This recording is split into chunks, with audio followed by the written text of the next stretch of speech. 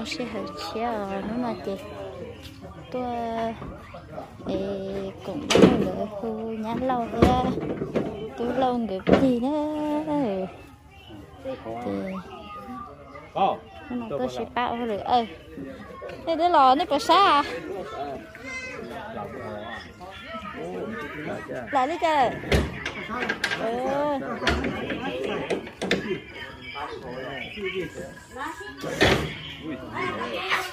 lúc này nè lúc này ha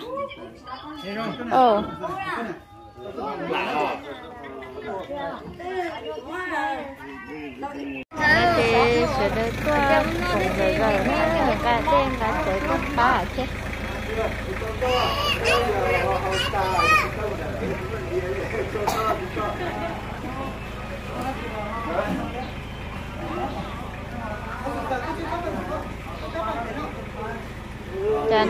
chờ cũng phải đã là kia chỉ lúc sống lo từ tới rồi nè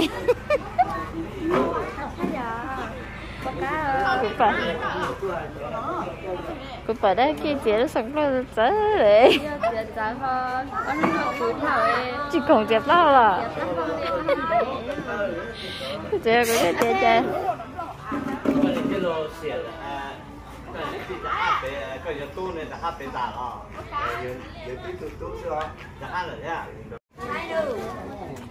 sẽ ô lưỡi cha này nhá nó lóng to là ê đó chị to chị tôi con thằng là bé bé rồi ha nói dọa quá chưa tôi đây thăm bò là thăm món này cái chú hồ đó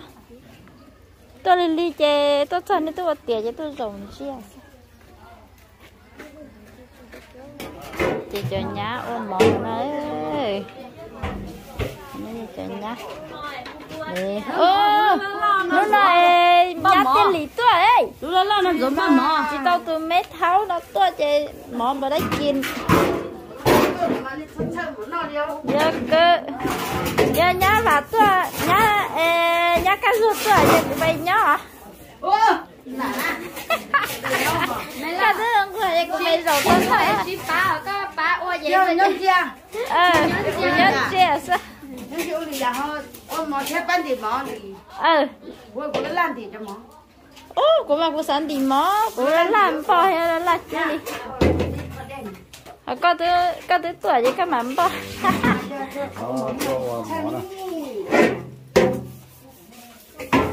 mấy bé ôm bé nó ôm là nó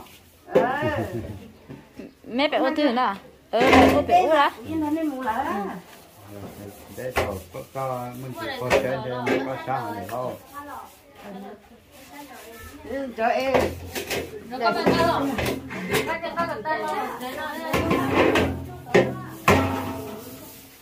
chị chấm món là tứ tôi không bao rồi bao mỏ là tôi mất tổ đi ăn từ nó chè ba chỉ trong ba mày có mất chè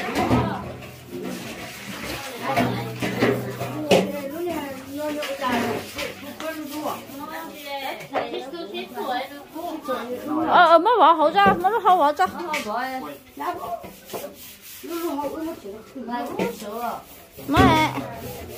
mới lúc hậu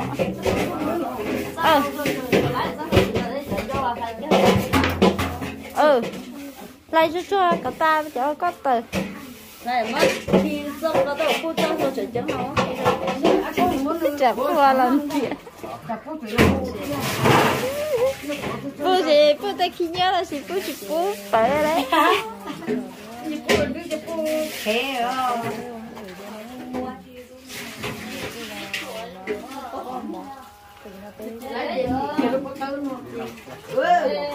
con không mà lấy này mà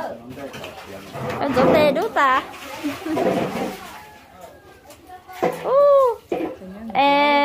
bé chồng không trái đâu mà với tôi tí cho nhá tí lì xí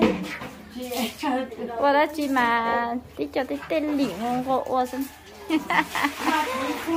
qua khơi ta này không lâu rồi giờ không về luôn rồi thì tụi anh thế cho uống thôi chỉ bóng đi hả dù mà thế tụi tên lì hàng thôi hả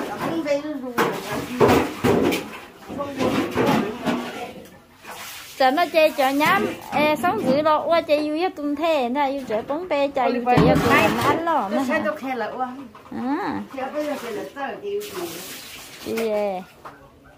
tụi yêu luôn chơi yêu lông nữa có khi đó lại là chơi là ô yêu sao lại lấy cho nó chỉ lấy ô nha mà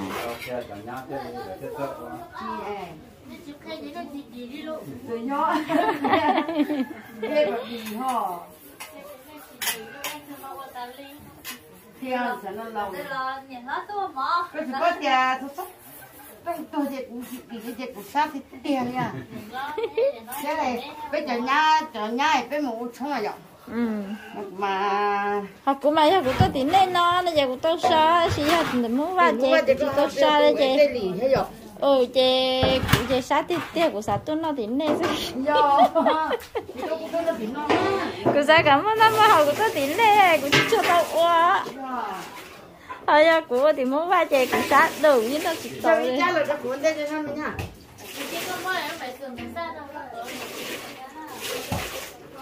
đầu tầng còn trên trời thì cái thứ ba của tuần đâu cái cái thứ tôi này tôi sao thì con tuần đâu sao thì nó wow xí trông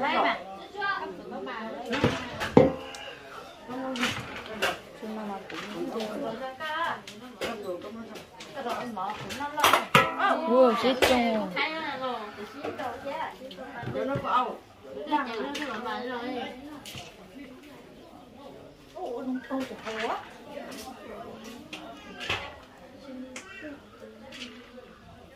nhưng mà trâu lỡ nó chuyện này đó nó cho ở đây nó đâu nó thế nào cái nó nằm nó trên cái cầm gì đấy nhớ thì chế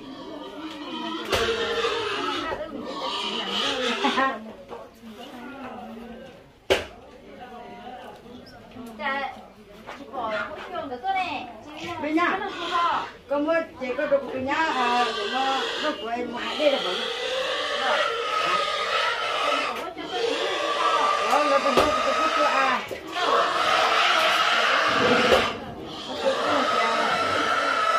cái gì cái gì này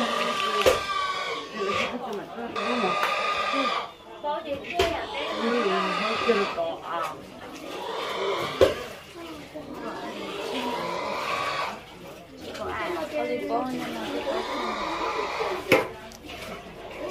có sắp rồi rồi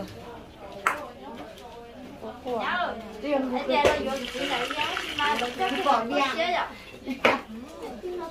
cái gì trời bác sĩ là mình đến rồi á cái mình nhau là nó để thế nào nhỏ luôn 10 cái tiền là tiền nên lo này viên nó bé chụp cổ viên đấy nhá chỉ thì tiền nó đợi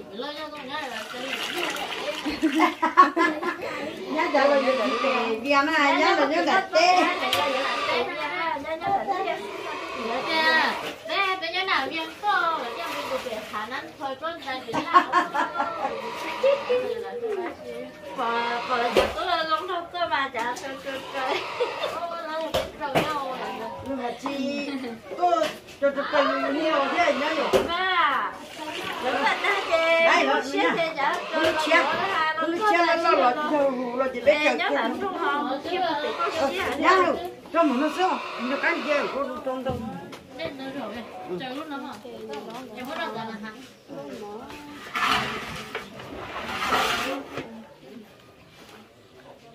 đứa con khai đấy quá nha nó ngọt đấy hay là nó nhiều cái cay cả chửi rồi ạ không có sụp cam rồi nó nhá lấy cái gì lấy cơ lúc nào được tí rồi lúc nữa xuống kia nó này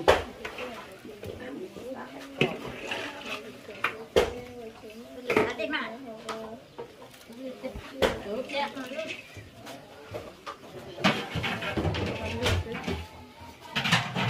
mày nó mỏng lòng ha lát cái dọc nó mỏng cho nó nó mỏng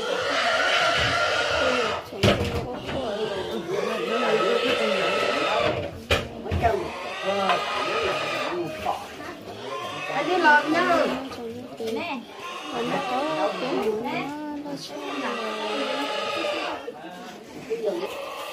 nó giờ sẽ ra cái nhung nhung có thể na lúc họ có gì con mình là thì bắt đầu có xung đột rồi đua rồi phải anh đi về với nhau tức chú ra mẹ đèn tối luôn con thả Wow, em mới nhìn bò bài hút đi kia nè. Nhìn bò đó bài hút đi. Tụi buôn về tụi nó mài tụi sẽ chế một thôi. Bài hút đi, cho là hút đi. Ấy cũng tụi chỉ tờ lắm mà. Tụi ở đây chỉ là nước ta đó. Tụi cũng chỉ tờ lận. Chỉ bán rồi có hơi lụi. Bây giờ ơi dạ xin lỗi ơi nó mới hụt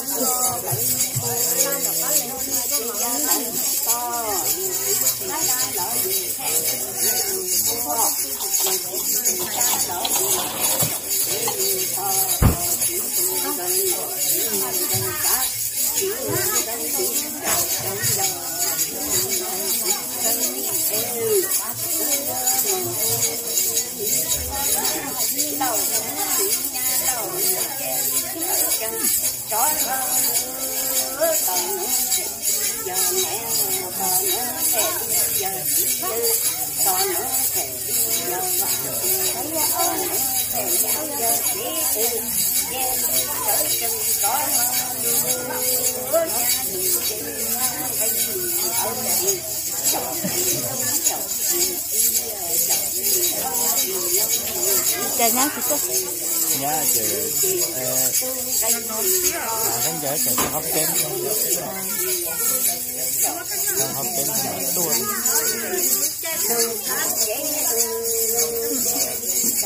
cái giờ tóc là màu cốp đấy à thế nào thằng chết đấy à nhá cả nhà chị sẽ đưa chiếc cá ô hơi nhiều rồi nó chị là mấy chục con ăn đấy có một tua chứ mà tụi nó chỉ cả nhá có rồi chạy đo chạy kia chạy út chạy mà là cái cái nhá này chiếc cá ô hơi nhiều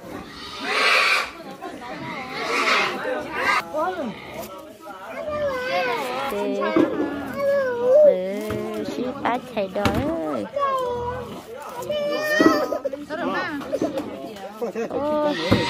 nâng có được rơi cái đấy cái chữ cái báo được rơi được thế rồi thầy có thể tè mình nè thì các thầy tôi trốn sai luôn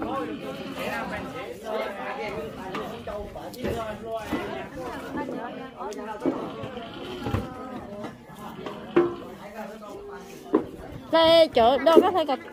đó là ha mình nè à qua tới để tí giờ luôn lo thì thế li tí chỉ mua hả rồi đó con mua lò chứ cá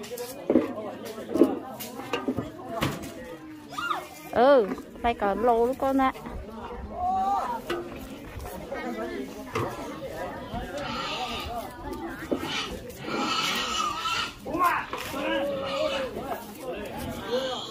lại cả lô vậy có khó con bên này cả lô cái gì thì chỉ mua chặt đòn sớ rồi nhà công cũng một tí anh tư tí ở tu sửa tại chi đứa ngon chứ nhấp thằng thay cả lô nhấp thằng mất phơi mà sủa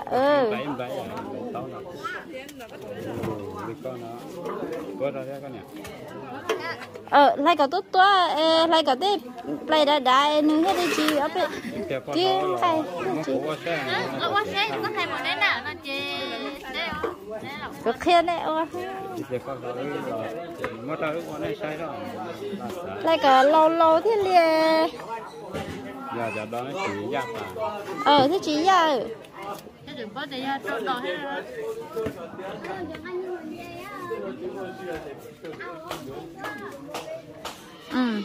ta còn chín xí thì con không có tiền cũng chút tí khổ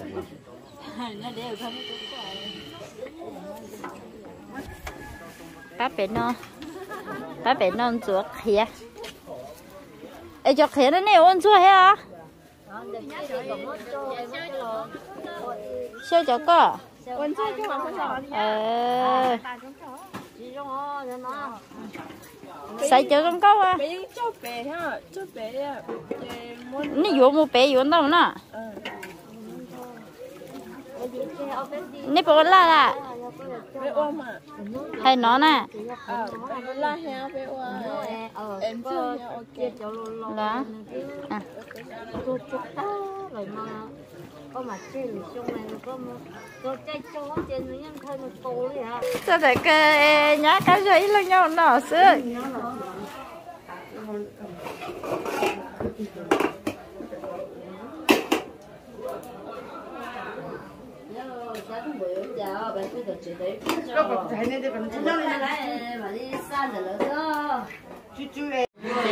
chẳng nó chị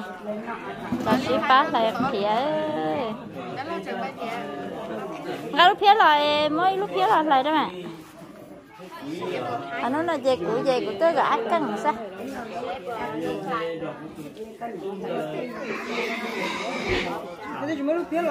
tiếng gà to là chị ta đi à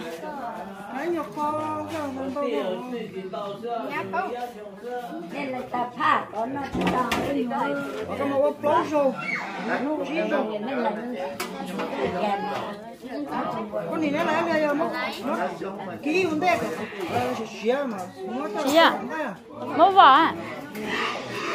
vậy mà để xong ai trông trong nó có trong tiếng là sao nó là nói à lại lên đó rồi lấy cái xem mua vỏ ý lựa em mà chứ là ký thì chị nha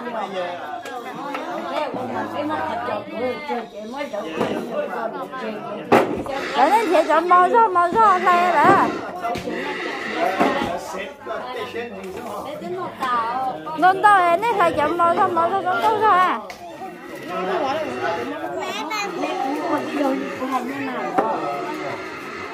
cho là tuổi em mới chọn nó bắt chị mới chân đây chị chơi đến nó cho khía xuống hồ em mất của mà chỉ mất chục con em nhìn chị cho kia cho quân gì nó chơi chơi nên nó chọn đây nó cho là xoay xoay vậy là nó khía xuống tới chị chơi đây nè em mất ký em gì mất ký nó nè mất cái tuổi em lại cái mà tuổi bố tí tuổi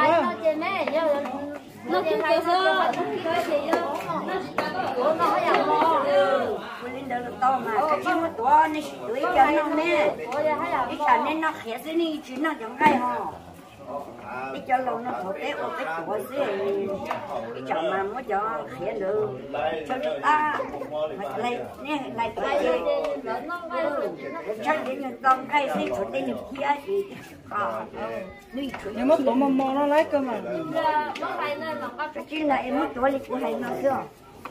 cho cái xe mà tôi chặt cái hơi nhẹ phải liền thôi xong cái vậy những người đâu mà xảy cho khía mình rồi cái chỉ xin ăn được quá mà chị to lớn này được cái chị mà em đó ông nên khó đại đi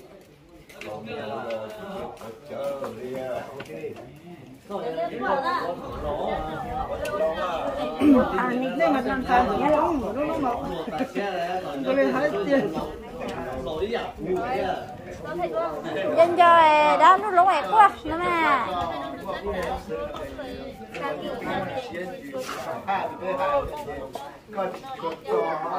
lúc khi lỗ trẻ thế này chơi à chơi có không ạ đánh chuột à lên trên ngực gì à bà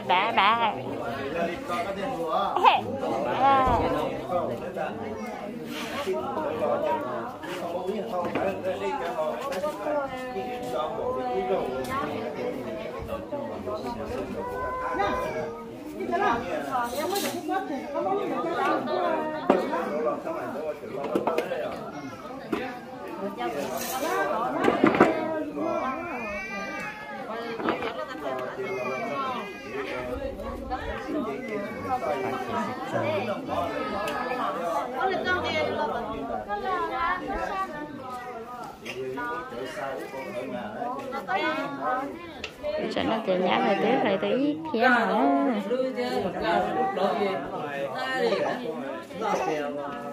đó lại một con mà lỏ nó nên lại đâu con à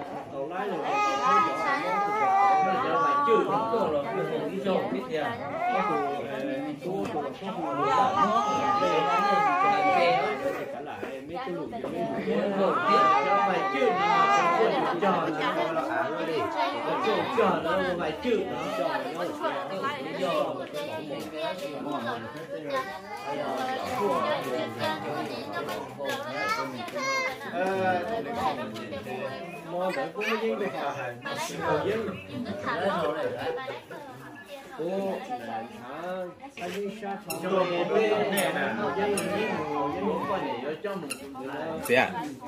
mới cái chuyện của bà sếp, mới cái chuyện của các thứ.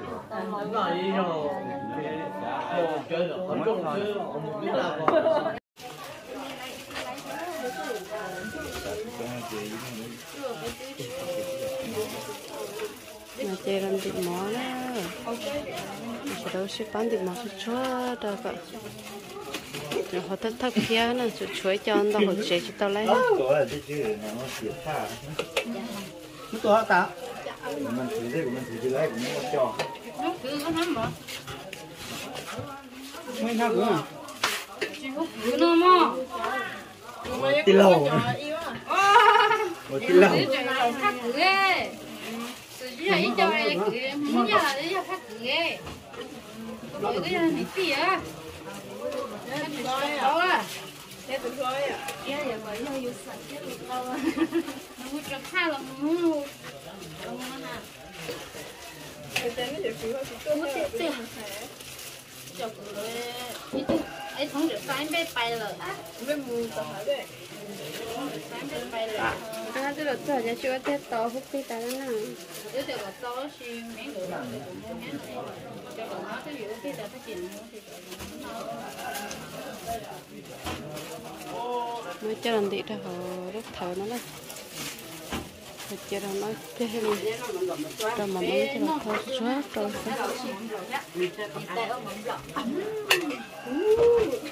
Đây có tên gì? Có tên. Ăn rồi. Dê. Người qua nó bỏ rồi. Giờ mà chứ giờ mà cá chứ hay tôi nhìn mà tao ơi cái cá. Chị thì chơi mà. Thế nào? Giờ cứ thì tôi có bao giờ mà hậu chị. Mà làm nấu. Chị có cho ba chậu ấy. Thì lấy chỉ tao xong cái nào. Ba chưa chậu mà cho một cá ấy. Cái người ở đây chơi, chắc khăn tôi con nó thì mà có mà ở chỗ nhỏ, tôi bây giờ tôi chống có ta, rồi tôi chắc mà mua tôi không mua. Ô, tôi về đây tôi tế rồi đi. Bây giờ tế là gì hả? Cho rồi lo. Bây giờ tôi tế rồi chị, nó chờ chị lấy ấy. Rồi tế cho rồi Chị lo. ơi, giờ chị mua á. Về cầu số tế mà cho rồi lo thế này không nó. Chị chê, chúng nó không món rồi chị nó to. Lúc phải bắt ta là bé lửa cá tôi hổ liền không? Cái đó tôi nhớ có nó hổ liền ha.